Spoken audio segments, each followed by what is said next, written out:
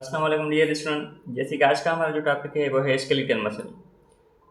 Skeletal muscle को पढ़ने से पहले हम थोड़ा ये देखेंगे मसल है क्या, उनके कौन कौन से टाइप्स हैं।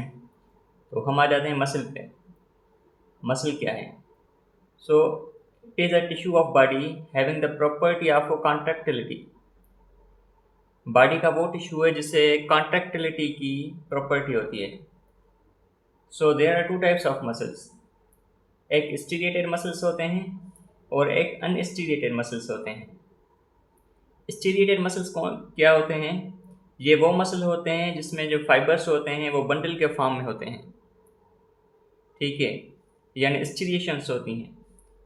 और जो अनस्टीरिएटेड मसल्स होते हैं इसमें कोई स्टीरिएशंस नहीं होती अंडर माइक्रोस्कोप, यानी कोई फाइबर्स बंडल के फॉर्म में नहीं होता। तो स्टीरिएटेड मसल्स जो होते हैं उनके दो टाइप्स होते हैं, यानी दो एग्जांपल्स होते हैं, एक स्केलेटल मसल और एक कार्डियक मसल। ये दोनों मसल जो है, दोनों टाइप्स, ये स्टीरिएटेड मसल्स हैं, स्केलेटल मसल और कार्डियक मसल। और जो स्मूथ मसल है वो अनस्टीरिएटेड मसल है। इसमें कोई स्टीरिएशंस नहीं होती, इसमें कोई फाइबर या बंडल नहीं होता, ठीक है। तो हम आ जाते हैं अभी स्केलेटल मसल पे। तो स्केलेटल मसल जो है, it is that type of muscle present in our skeleton. ये हमारे स्केलेटन में मौजूद होता है।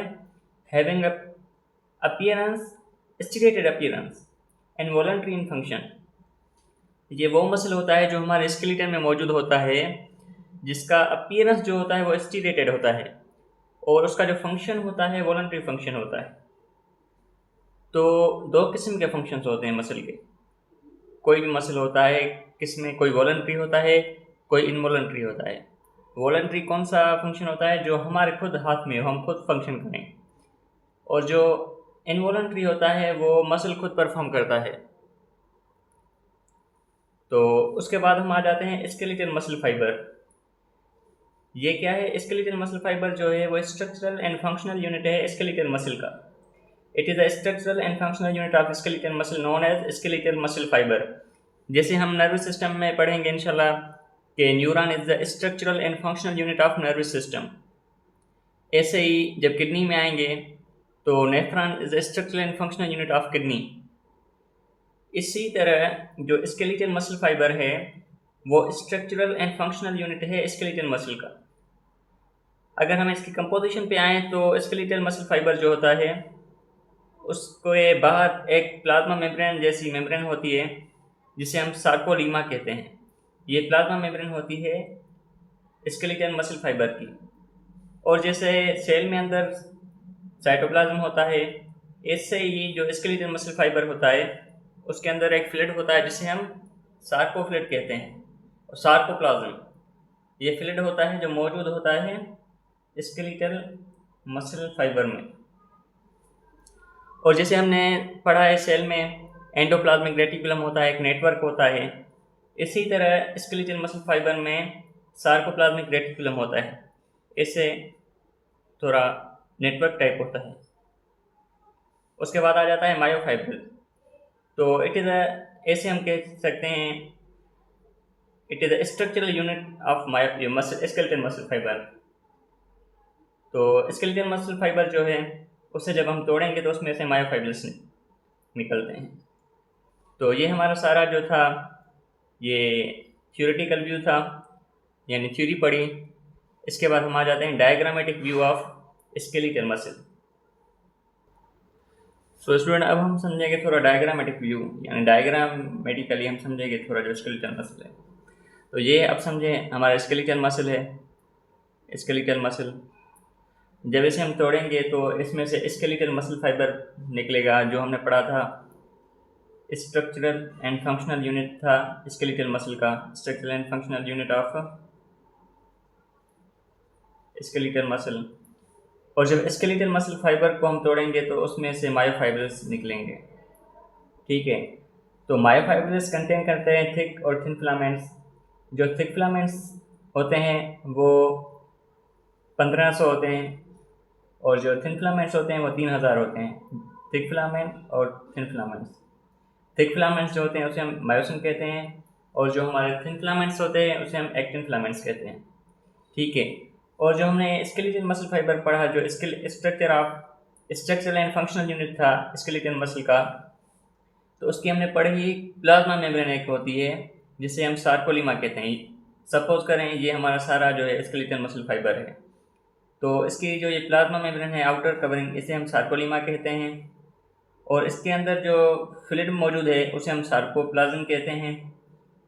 और इसके अंदर जो नेटवर्क है एंडोप्लाज्मिक रेटिकुलम जैसा, उसे हम सार्कोप्लाज्मिक रेटिकुलम कहते हैं।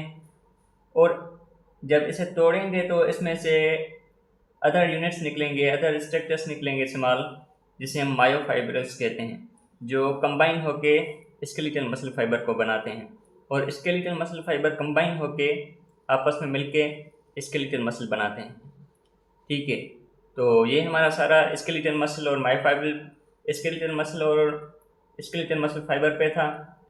अब हम आ जाते हैं मायोफाइब्रल पे। तो स्टूडेंट अब हमारा है मायोफाइब्रल। जैसे हमने पढ़ा स्केलेटल मसल जो होता है वो स्केलेटल मसल फाइबर का बना हुआ होता है, और स्केलेटल मसल फाइबर जो होता है वो मायोफाइब्रल्स का बना हुआ होता है। तो अब हमारा है myofibril. Actually it is a contractile units within muscle fiber composed of repeating structures known as sarcomeres। ये कंट्रैक्टाइल यूनिट्स होते हैं जो मसल फाइबर में यानी स्केलेटल मसल फाइबर में होते हैं, जो कंपोज हुए होते हैं रिपीटेटिव स्ट्रक्चर से, जिसे हम सार्कोमेर्स कहते हैं। ठीक है, तो कंपोजिशन हम पढ़ के आए हैं।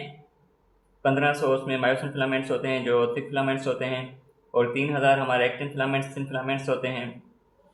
तो जो स्ट्रक्चर है मायोफाइब्रल का वो कंसिस्ट होता है I bands, A bands, H zone and M line. I bands क्या है, हम साथ साथ में थ्योरी भी पढ़ते हैं और डायग्राम भी देखते हैं। आई बैंड्स क्या है, actually these are the light bands containing only actin filaments. पहले मैं आपको ये बताऊं कि ये जो ब्लैक है ये थिक फिलामेंट्स है जिसे हम मायोसिन फिलामेंट कहते हैं, और जो ये हमारे ग्रीन लाइन्स हैं इसे हम एक्टिन यानी थिन फिलामेंट्स कहते हैं। तो आई बैंड जो है ये लाइट बैंड होती है जो कंटेन करती है ओनली एक्टिन फिलामेंट्स। ऐसे समझें ये लाइट बैंड है जो लाइट एरिया है, और ये सारा एक्टिन फिलामेंट कंटेन करता है जिसे हम आई बैंड कहते हैं। और ए बैंड जो है ये डार्क बैंड है, कंटेन करता है एक्टिन एंड मायोसिन फिलामेंट्स। अभी आप चले आए इस जगह पे, ये सारी जो है ये ज़्यादा लाइट थी, ये थोड़ी डार्क है, यानी डार्क बैंड जो कंटेन करती है ये मायोसिन फिलामेंट्स, और ये जो है ये थिन जो हमारी ग्रीन है ये एक्टिन फिलामेंट्स। तो ये हमारी ए बैंड हो गई जो मायोसिन और एक्टिन फिलामेंट दोनों कंटेन करती है। इसके बाद आ जाता है H zone. Actually it is a light area in the centre of A band. अब ये ए बैंड जो है इसके सेंटर में थोड़ा लाइट एरिया है ना, इसे हम एच जोन कहते हैं। और आ जाता है ये M line. Actually it is a dark line in the centre of H zone. अभी ये एच जोन है, ऐसे आए, ये जो एच जोन है ये एच जोन है थोड़ा सा जो लाइट एरिया है इन the centre of A band, इसे हम एच जोन कहते हैं। तो ये जो लाइन है ये ब्लैक लाइन होती है जिसे हम एम लाइन कहते हैं। तो ये सारा जो था हमारा स्केलेटल मसल फाइबर और हमारा मायोफाइब्रल पे था। उम्मीद है आपको समझ में आया होगा। और